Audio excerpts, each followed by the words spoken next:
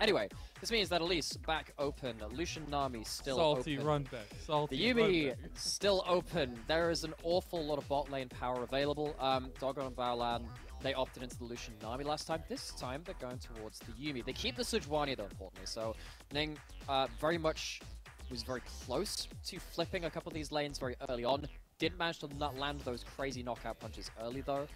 And Anyone's Legend kind of stabilized from that point. They themselves are heading towards what is assumedly a Lucian Nami in this 2-3. I'm so torn. It's always this response. But you know what? Part of me really likes it because this is kind of the same thing we got in our first series. Like, doesn't go the one team's way. The other team is perfectly fine picking up the matchup that you failed on in the first match of the series. So I love it, but I also hate it because we just continuously get the Yuumi Zeri versus Lucian Nami. But now seeing Betty and SwordArt after coming off a great performance in game number 1, I think giving them these tools and giving them that aggression is so crucial. We do get the Akali also banned away against PZ. Well, this is also going to be the first time this year that we see Doggo and Baolan play something which isn't the Lucian Nami. They now have 3 consecutive losses on that lane. They're now switching over to the other side of the matchup, which we see very commonly, as you've been saying. And the thing about the Zeri Yuumi is that we have actually been seeing it win early lane against even stuff like the Lucian Nami. You tend to go stuff like... So Kellen showed this on D plus Kia, where you go for the Guardian, the bone plating, you hop off and you trade auto for auto with your passive. Even against something like the Lucian Nami, you can come ahead, winning out in those trades and stacking up the Spell Thieves quite early on, which gives you that earlier access to all of your vision control too. And what that means is that even though you have an early aggressive jungler in something like the Elise here in this game, in this draft, the Lucian Nami isn't guaranteed to have shove, isn't guaranteed to have the ability to fight on a kind of a front foot early on, even if the Elise can help you out in that bot side of the map. Love seeing the Doggo signs there, as well as trying to give some encouragement to the Ultra Prime squad. We did get through our second phase of bans. We get the Jax banned away against ZDZ, so some target bans from Ultra Prime in the second phase. The same bans from game number 1 for AL, Cassidy, and Cassante. Get the Renekton locked in for Ultra Prime. Trying to take that setup away, and potentially a response here for AL. As they'll wait to go ahead and grab that one. They'll get the Azir, it looks like, in the mid lane for Ping D. Okay, so you've got a little bit more range. Again, you've got culling, you've got Azir soldiers, that's all good. Works very well into stuff like the Renekton, because if he ever misses his mark on the engage, then he gets outranged and just kind of burned down. But now, ZDZ doesn't have an awesome answer into the Renekton Sejuani, which you assume is going towards that top side, of course. Very occasional. Well, you won't see it into the Azir, but it's going to be the Jayce. That is risky, man. That is so risky. This Renekton Sejuani, if they make a trip towards top side in this game, you don't have a counter strike or a leap strike to get out of those plays early. And in this draft, I'm feeling much more confident about Ultra Prime's ability to have those plays which Ning made in game 1 actually work out. This isn't going to be nearly as easy as one gank towards the Jax, okay, that lane setup. One gank towards the bot lane, okay, Betty and SwordArt, they're safe on this point too. This is going to be much more volatile, much more flippy, and I think Ultra Prime have lots more ways now with competitive lanes across the board to affect this game. And I think Qing specifically in the mid lane will have a lot more of a steady time on the Syndra than the Zoe. I think the early parts of the game for the Zoe was great. These supports which were lacking some of that impact before the break. So, but that has been a question that we had coming into this series as a whole, and one that AL seemed to have answered in the first game of the series as we get to hear the Jayce.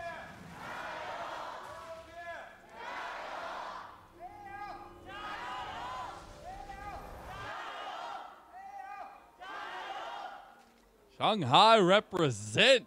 Love to hear it. Say they're really waking up coming into the second game. Definitely are, and I can appreciate that. A little bit of motivation for the players on stage as well. But as we get to it here, it will be opposite side starts with both junglers. Again, early pathing super and crucial, but the biggest point was structure and kind of game plan coming into this one for both sides, trying to strategize around their strengths, especially the bottom lane, how to weaponize both of their very aggressive bottom lanes. And that all starts with where these early focuses are going to be. Ning on the way to bottom side, maybe in a unique path from Xiaohao, but more than likely towards that top side. So really want to pay attention to how Xiaohao plays out this game as well. We highlighted Ning from that first game. He looks like Ning is going to be going towards a red side quadrant, setting up for potentially something towards top side. How quickly can Xiaohao make his presence known on the map as well? So my brother, Initialize, he's a fellow caster as well. He's a big Elise player, and he's been talking to me non-stop about how much he loves how healthily and quickly Elise can clear through the jungle as it currently stands. It does look like it's going to be 2 camps on bot side, heading up towards this top side. Question is, are you going to hit that timing to influence this wave crash on top side? Making a quick clip towards that, but still behind Ning, further off as it currently stands. Ning obviously up here just in case that does happen. The ward in the tri-bush will spot out that a ward has been placed, so they'll know that Ning is hovering up that way. So the question is here, though, early on, for Ning, I feel like at least you're pretty fine with as long as you're responding where Xiaohao's putting a lot of pressure, but Xiaohao definitely needs to get the ball rolling. Does, and what he's going to do first is remove a little bit of that vision and allow Ning Xiaohao was on his way bot, and he's like, nah, I gotta go help. It's like, oops, okay, let's head back towards that point. Ends up calling it off, though. I think Hery just about to hit level 3, understands he's safe at level 3 under that turret, even to something like an Elise dive. You don't have any point-and-click CC, so it's a little harder for the Elise to get guaranteed cocoon into big burst combos. And as it sounds, Xiaohao actually going to do a bit of a reverse clear at this point. Cleared some of those bot camps, goes towards that top side. And typically on jungle, the direction that you do your first clear in is the way that you end up clearing from that point onwards, because now Xiaohao kind of responded to that top lane, solidifies that Jayce in the early levels of the game, and now it's passing towards bot side. I expect Xiaohao to now potentially show their face a little bit more towards this bot side after this point, particularly from those clears afterwards. But I don't think that it's a 1v1 you necessarily want to run into against Ning, Elise, unless you have a little bit of strength behind you. Popping the exhaust from Baolan, but it gets the cleanse from Betty, so a nice little trade, at least between the two. Looks like Ping Z and Xiaohao. Oh no, we're just going straight top side. Okay, forget about this bot lane influence stuff. Looking good as the setup comes across. I think Hery knows what's going down. He's going to try to make it out, but it's too little too late, my friend. Got a lot of evil things coming down to bear on you, and Hery will go down eventually. First blood for Xiaohao. Sinks the fangs in once again. Wave going to be put under that turret. Don't actually think Hery's going to lose that cannon minion, so it's not actually going to be a full wave loss, so it's not the worst case scenario for that Renekton. Still a death, still no summoners blown from anyone's legend, and not really a great deal of time invested either. It's going to lead to Ning taking away those bot side camps. That's kind of the response, but it's not nearly as important as, I don't know, like, say, giving it to a Kindred or Graves. It is only a Sejuani getting that gold at the end of the day, as much as it is gold still in the pocket of Ultra Prime. But still, first jungler striking towards that top side, and it's Xiaohao, once again, feeling that, making their presence feel known. It's happened twice in a row now, 2 games in a row at least. Now he's back down to the bottom side, will be spotted out by the warding. But right now, Ning is just on his farm clearing at the time. And Dragon on the table here, and culling not available just yet, but a lot of damage down on the bottom side from Betty. Pulling Doggo and Baolan away from turret, they realize that there could be some special hatred coming down towards their way. I do wonder, is this early Dragon territory for AL? Looks like Elise is a pretty good early Dragon taker. Oh, actually, this might change things because it's a Hex Tech Dragon. It has that little like chain lightning effect that affects your Spiderlings a little more. So one of the reasons why Elise really hates taking Mountain Dragons, because you can't actually your Spiderlings just die in the AOE. Now your Spiderlings are a lot of your DPS when you're killing those objectives. Of course, they give you some ability to tank it as well. Xiaohao using that water walking, those second tier boots to have that movement speed just to walk very fast at Qing, see if they could force out something. So hang on the right side. Question though, and this is important. When you buy boots on Elise, don't you feel like you should have to spend more? You have to buy 8 boots. Yeah, you're gonna have to buy like 4 sets of these for each. But then you also do you have to buy boots for your little spider too? This is completely discriminated against Urgot as well. The poor crab dude. It is. Oh yes. But then you think about why doesn't Cassiopeia have to buy a single boot? Yeah. Well, there is. this is a whole. You've seen Robin topic. Hood, right? The animated Robin Hood back in the day. You've seen that, the snake with the boot. Yeah, come on, it all Well, works. what about Sejuani? They've got like 6 pairs of legs between them. They've got four for the Poro, 2 for the human. Oh my God! Now it's starting to get into like the wheels and doors. Yeah. This is why you don't ask questions you don't want the answers to, Mazel. This is. But I do want territory. the answers, Nymaera. I do want the answers. Xiaohao's looking for the answers here. It might be 42. It might be a kill onto Ning. We'll see if he can get the cocoon. Blind doesn't find it. Ning will be just around the corner there. Xiaohao realizing it is dark and full of terrors in the jungle, and he backs away. You see that Thingsy doing their due diligence, pushing out of that mid. They were looking for a reset anyway. They just take the extra 5-10 seconds to take that recall from River, just so they can be available to respond to a play. Gets their Merc Treads boots by themselves against the double AP mid jungle, and they're going to be back towards that lane. But once again, we're seeing Anyone's Legend actually fairly coordinated on their execution of how they're playing out this early game. It's not nearly been as explosive as the last time, and nor do they have, again, that huge win condition of something like that Jax getting on top of things as well. But despite that, ZDZ having a strong performance on the Jayce, 20 CS up, just about, probably even out to about more like the 15 level. And also having that assist in inventory too. That's still something of a victory for Anyone's Legend, unless, of course, so Ning can finally get towards that top lane combo. Been really struggling to play through the Renekton and Sejuani in both of these games so far. And ZDZ's been just a bit of a rock and a little bit of background, right? He was around in the VT Gaming days back in 2019, not that long ago at least. But he was also one of the holdovers from the time that AL were Rogue Warriors. Having been around the squad for a little while, as well as the pairing up with Fetty and everything, I think is a huge, crucial part. We saw how much the Jax was important in game number 1. Maybe less important is the Jayce this time around, but a rock in the top lane nonetheless. Well, speaking of the Rogue Warriors days as well, funny you mentioned that, because Ruby was a Rogue Warrior, and he's obviously ended up in the LEC after spending some time about various other regions and going into the Prime League as well, in Germany ERL. But ZDZ, again, kind of carrying that flag, which many may have cast to the wayside. Let's see. Dragon is going the way of Ultra Prime, at least. Xiaohao was hovering towards the top side of the map, but will be just an objective gotten from Ultra Prime himself. Still hovering this big lead on top side. Just the sound effects of that skin just really get me. Just every time you get like the Battle Academia Jayce. I actually haven't played against. So look, I don't play an awful lot of top lane, and if I do, I play some probably not well-respected champions. I play a lot of Quinn and Vayne and stuff like that. So I don't play against a lot of Jayce. So I haven't seen that skin that much. But the anime shout every time he Qs, that might be enough to tip me over the edge if I was playing against it in lane. It's the mental diff. It's like, wow, I've just gotten dove by this Elise. Yeah!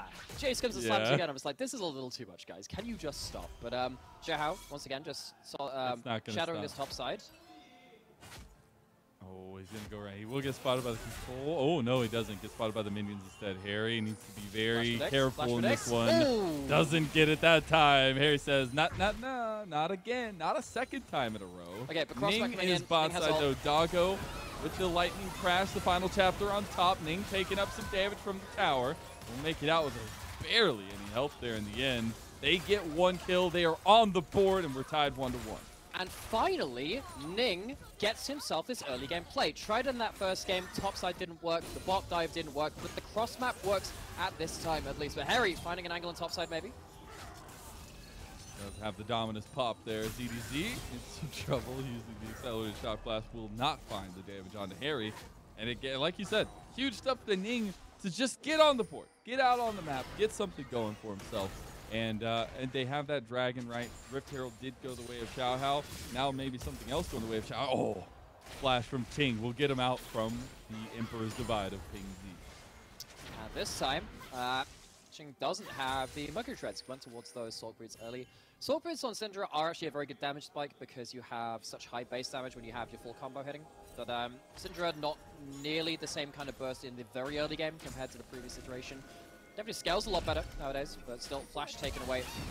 Means that lack of Merc Treads means that maybe in return for that, things will go a little worse. And speaking of that, returning to things, a lot of summoners taken to that bot side as well, in case Ning wants to make a return there.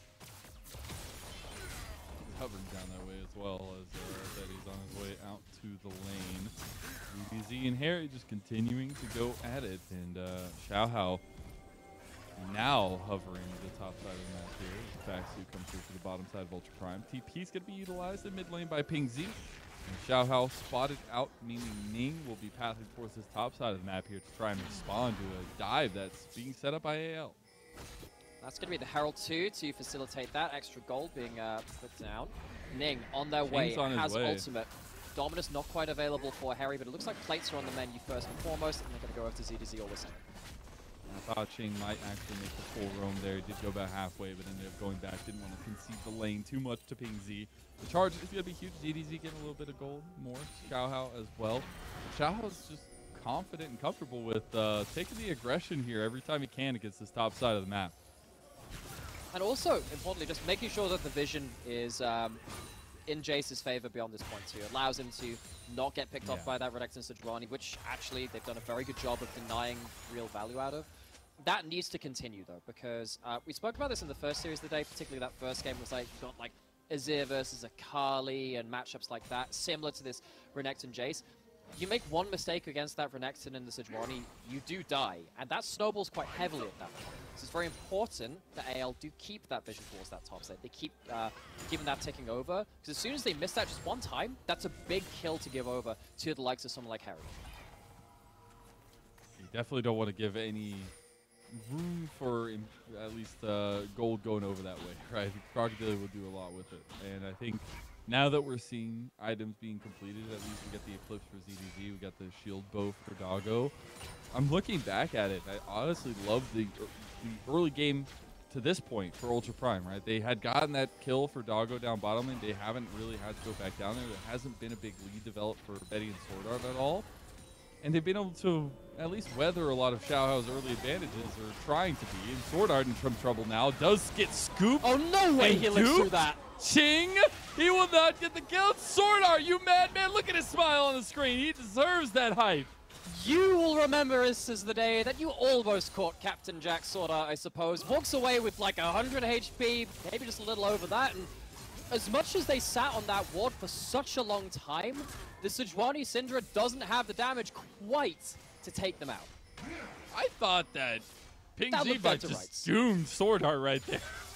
The Emperor's Divide over the wall of the Qing, but then the bubble comes in at the last. Oh my gosh, it's just all going to plan for AL, isn't it?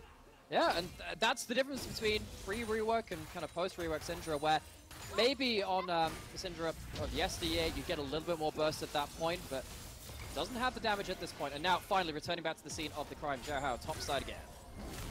Yeah, Hery just made Xiaohao upset in some way, shape, or form. Hery's doing a really good job here. Now, that's an overdive. To go back in. Qing does not get the damage off that he needed to. Doesn't have the power and reach back yet either. Cocoon goes back through. SwordArt on the other side. SwordArt with the bubble. They got to follow it through. He gets the kill. Xiaohao secures it. He dies immediately after. The rest of the team for AL didn't want to fall out through, but Xiaohao said, SwordArt, I got you. Oh my god. They do have a little bit to work with here. Qing's still about full health. Does have the power unleashed back. So AL, probably best that they walk away. Yeah, unironically, the red buff on the Renekton, after getting that kill onto the Elise, probably saves him his life too, because the regen keeps him healthy enough that Betty doesn't go for the play. I was like, hang on, that Renekton's higher HP than I remember being. Remember then, of course, jungler died, red buff went over, Renekton ends up walking away from that. But either way, tower down, side lane opened up, Jayce now able to shove in and then maybe come towards this mid lane. It's a very different sort of side lane champion compared to something like the Jax we've seen in the previous game, but gonna go back towards this replay. I think Z gets their roam up first, but turns out Renekton with the Dominus running does an awful lot of turnaround, keeps themselves ticking up, and with Ning finally arriving to the play, things get really awkward. And I felt like as soon as things got a little weird beyond that turret, it was a bit of an overdrive. That wasn't the real overdrive, this was really walking back into melee range of the Renekton. And now Renekton, that has funded them, their Prowler's Claw. Those mistakes which you can make against that champion, particularly in something like the Jayce matchup, become even more deadly after this point with the extra gap close and the extra lethality. Yeah, see Ning taking the second dragon of the game for Ultra Prime. Now Steel coming through. Ning trying to bait them out over the edge, thinking he could catch them out. And honestly, oh, nice little sidestep there, Betty. Putting some serious work into Ning there as well. But a little tiny bit there. Oh, those mistakes we were talking about? Yeah. Oh my god. ZDZ flashing over the wall, has to use that 5-minute cooldown. Yeah, and that's a problem because Jayce really needs to keep distance from Renekton when he has the extra gap close. Didn't even use the Prowler's Claw in that moment. I was wondering if he was trying to, because you can do some weird buffer stuff where you know that the Jayce E is coming, you press the Prowler's Claw and you get the gap close anyway. Word. Oh, nice little drift. Ning comes up big. Repel from Xiaohao will buy time, but he's just CC'd locked down, and the combos are coming alive for Ultra Prime here. And this is what happens when you let Renekton get off the chain. It forces Jayce back, not in that side lane, not able to shove him back in. And now suddenly, Anyone's Legend, they don't have control over their own jungle. They don't have control over pretty much anything at this point. It feels like the side lane, Hery still has the push. He still has his team here as well, and they're looking for a tier 2 tower. On the bottom side is Doggo has found himself a very strong advantage here. In terms of a comeback from game number 1, that's what you love to see. And that's, of course, this bot lane, one that we had questions for. Much like the first series today, asking them to step up. We know that they had some awkward moments in the pre-Chinese New Year break, but coming back at least in this second game with some decent damage now. 2-0-1 on the Zeri, definitely something that can head into these jungle fights so well, because Zeri, of course, can just fish for something over these walls. Vision was set down.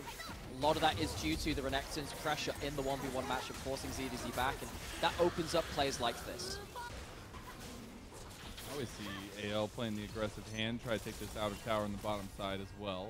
So we can get that one eventually, after also having gone into the enemy jungle there. Ning trying to catch out Betty, who's caught in transition here. The cleanse comes out, but Betty flashes as well.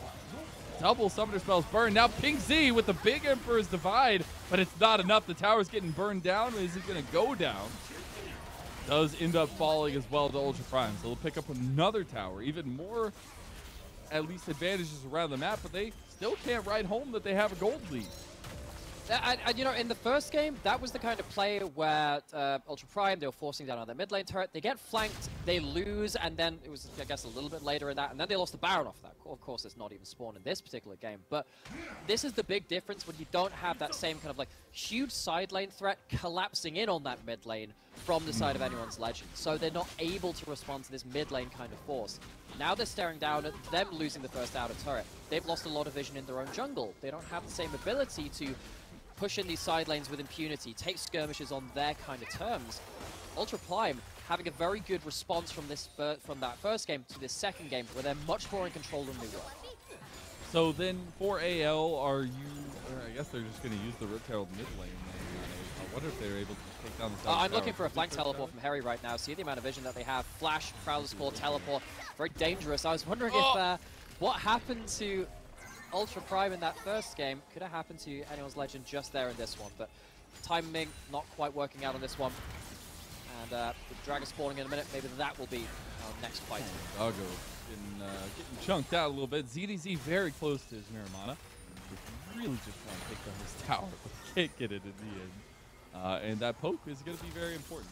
Doesn't hit that one there a little bit. Betty just going to go finish the tower really quick. Who needs the extra anyway, gold there? Why not? Needs the extra gold to back, because Dragon is coming up in 50 seconds, and that is sole point for Ultra Prime. And that doesn't quite get Betty through to... Well, okay, he's effectively got 2 items because he's got like 3 sets of components, but it doesn't get a second completed item. No mythic stat. Oh wait, I'm lying. He actually just back then. It does actually do that. 2.5 items. Completely ignore that, and it is in time for that dragon fight, as you were saying. And we have 2 items, at least now. The Nymaera completed for ZDZ. We're waiting across big the board spike for others. Runan's now complete for Doggo, and that is a big spike, at least in these little AoE skirmishes that are going to happen while AL are setting up to defend this dragon take. We got TP coming in from Qing rather, to join the rest of the team. Now, you don't have the Azir turret to kind of like have that artificial priority in mid lane. That's gone now. You have given up river control. You have to walk through this choke point where if a Sejuani ult lands, a Syndra lands a stun, things go from bad to worse. See that?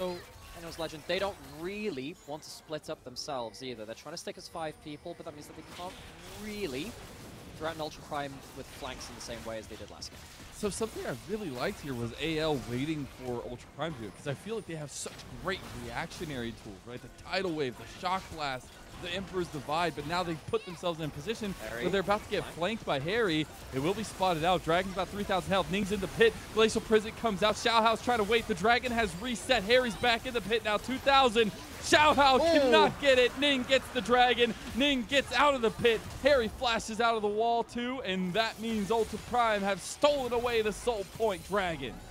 And even though Anyone's Legend had some good damage there, you can see that ZDC actually did a good amount of work onto Hery. They couldn't concentrate that damage at the right point, and they couldn't find a clean engage. They don't really have engage tools. You have a shuffle, got a tidal wave, and you can burst people out with the culling, but it's not multi-person CC. It's not really the ability to hold someone in place to burn them down. Ultra Prime, they managed to balance their health bars against the timing it took for the Dragon. They get the objective, and they get out.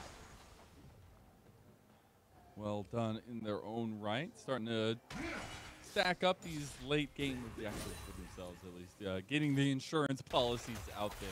But I wonder if this is one of the first games we actually get an Elder Dragon fight here. But maybe. We did have the Seraphs now completed for Qing. So second items are really going to be a big sticker. But I think the third item spike is really where we're looking at. And that third item spike might just come in time for that soul. See that third dragon being picked up by Ultra Prime, we pulled that out, it's the soul point. They get towards that soul, and they do end up winning on that item spike towards that. Cloud Soul for Ultra Prime is actually really strong. Cloud Soul is not nearly as memeable as it once was. The base dragons give you a lot of stats, they are buffed very heavily. And the soul for someone like a Zeri, someone like a Sejuani or a Renekton that want to try and keep up and chase down these 5-range champions is very important. So Anyone's Legend, I don't think they have the luxury of letting that one go. Normally you wouldn't be giving up a soul for free anyway, but still, Ultra Prime, good position in this game. Xiaohao gets engaged on. That will be the Glacial Prison utilized by Ning. But that means AL get away for just a little bit longer. I think the setup is definitely there for Ultra Prime if they still want to continue. Even without the Glacial Prison, there's the nice little Shock Blast back. Qing takes the damage there. And it's just, honestly, a mid-lane shootout right now. Both teams are fine with just seeing what this poke has to offer. Yeah, well, when Baron's alive, you don't really want to leave towards side lanes as easily. We've seen that an awful lot in the LPL, be punished very heavily. You leave towards the side lane when Baron's up, massive engage in the mid lane, you lose the Baron, you lose the game. So that's why, we're kind of heading back towards this awkward standoff in this mid lane. But when you have so much gold onto someone like a Zeri, if you do kind of flub the engage, they chase you down so hard, the game is just over at that point. Yeah. That's like the snowball potential is definitely there. I think that was very close for Betty getting caught out there. He's like all alone. His team just like disappeared around him, but he doesn't get caught out at least, and he'll be back to safe and sound for AL. I think something that has been crucial here, and I want to keep an eye out going forward, has been King Z and kind of the positioning around the map I've seen. I think in some instances in the right place at the right time, in some instances not. And I think this setup with the Shurima Shuffle is so crucial if AL want to find a big team fight win, right? The poke is great, but they got to find an in, and I think that's going to come from King Z. Or SwordArt, I guess. Yeah, the tidal wave obviously kind of part of that equation too. I think the difficulty with aggressively shuffling is that if you go into a Renekton, you immediately die. If you go into Sejuani stuff, you immediately die. Same with the Syndra. It's one of the problems of Azir, and this is something that we praised Shanks for in the last game of the previous series for, is kind of understanding the point where the shuffle would actually just end the fight. I think at this point, you're looking for it to kind of keep distance with these melee characters, but that does leave you, as you were saying, with the really lacking ability to start off the fight with a really good engage. Look for those picks. Maybe a Cocoon can help things too, but as it stands, Ultra Prime, they're keeping their battle lines, keeping each other safely topped up. That's a good pick. SwordArt gets half his health taken out. The TP play is available. There's a ward for Ultra Prime in the lane. They're getting targeted by the observer very heavily.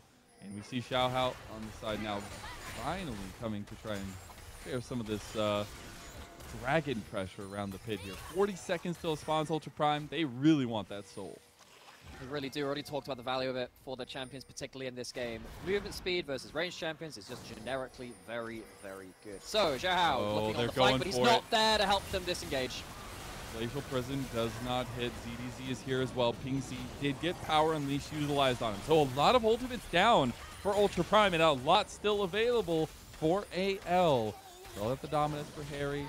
Xiaohao getting pushed out there as, another big pick on a Betty. Almost there. The cleanse comes out at the right time. Yeah, Qing's doing some really good work here, but they didn't kill the Azir. Azir is teleported in towards that bot wave. It is still going to be a 5v5 with the ultimate advantage, largely in favor of anyone's legend. They don't have the tidal wave, but they do have that Shurima shuffle should it come in to the right kind of place for it. They're going to get themselves onto the objective. Xiaohao looking for a flank and some fairly low health bars in Ultra Prime. This is dangerous for them now. Yeah, Hery, I mean, the Ultra Prime just back away after that one, realizing they can no longer keep up the fight, and a delay of the soul comes out for AL. Very important dragon pickup for anyone's legend. Not going to be the soul to ult Ultra Prime. They can get control of this mid lane and maybe get control of the Baron area. Now, that's very important, because you can't exactly let that one go down. They have the Azir turret. Yeah, I think they actually have an inside track now to go towards this Baron because of that Azir passive. I think they started it and they're like, nope, we're good. Yep. just wanted to make sure you're good. Are What's you the here? timer Are on you that good? Sejuani ult again? Oops, maybe not. So they're going to back off from that. They are still going to retain themselves some Baron vision.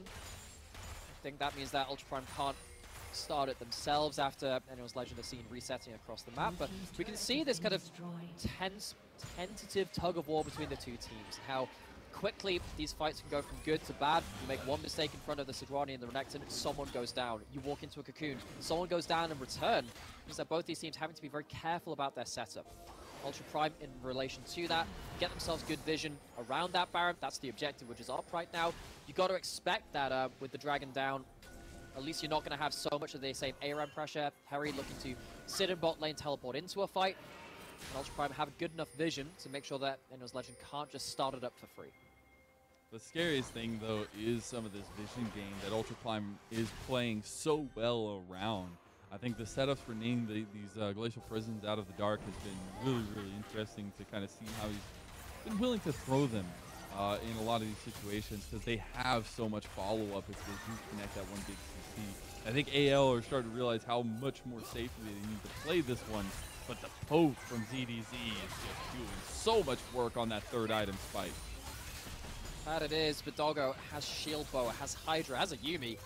That poke doesn't stick if you land it onto the Zeri in particular. That's going to be something to track as well.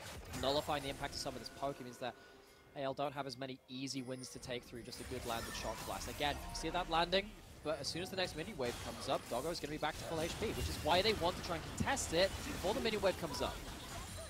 See some damage on Qing there, at least. You do have Culling down now. Doggo a little bit far forward. And I do see a little bit of setup here for AL, unless they get caught by Ning on the side on Xiaohao. Okay, Shock Blast doesn't connect poke. Ning getting low. Final chapter is big. Doggo's going for it. Doggo's going ham, and so is Hery. ZDZ flashing out.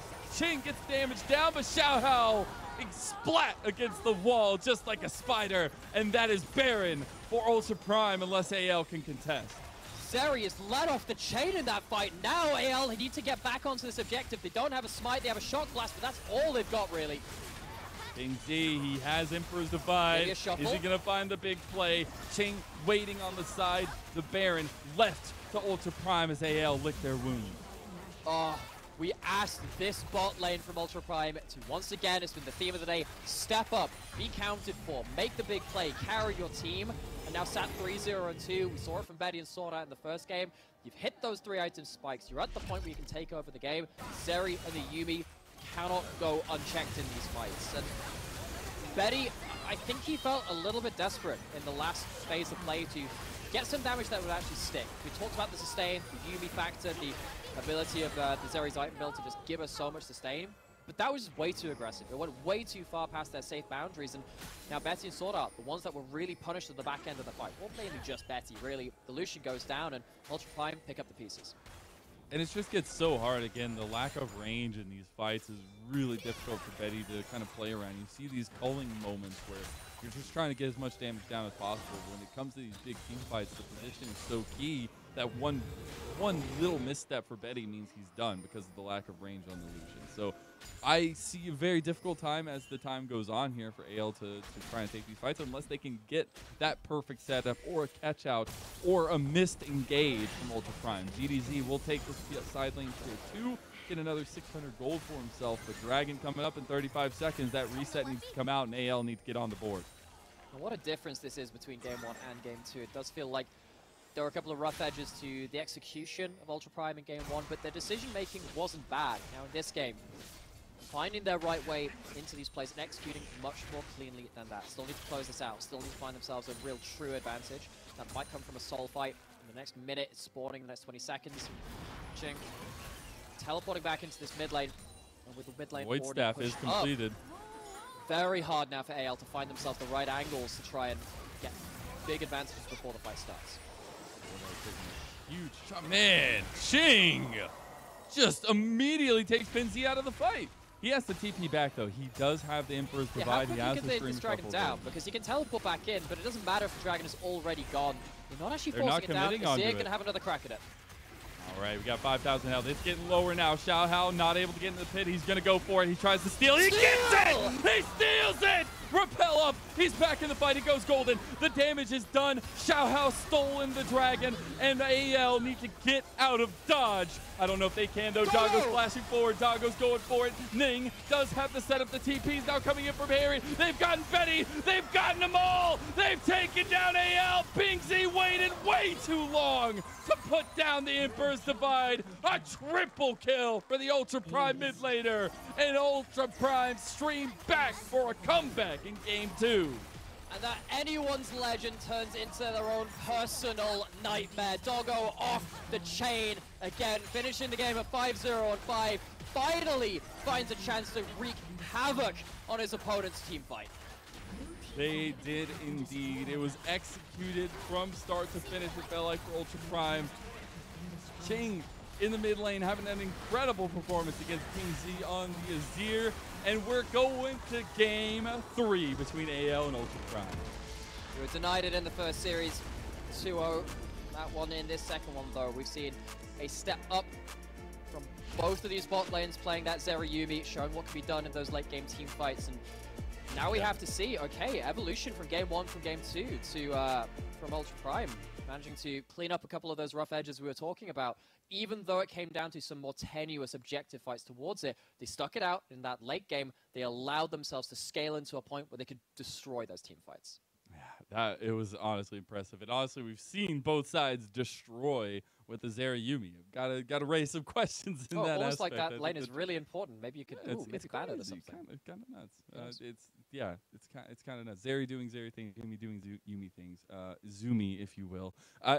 But I think the execution also came from Ultra Prime realizing what they had in game number 1, playing to those strengths, and finding out how to attack game 2. And that's what makes me so proud of this win for Ultra Prime. Yeah, I think that they recognized their loss conditions from the first game. Get rid of the Jax, don't need to worry about that same kind of side lane pressure. And what they really realized was ZDZ playing really well this series. Absolutely, sure. Yeah.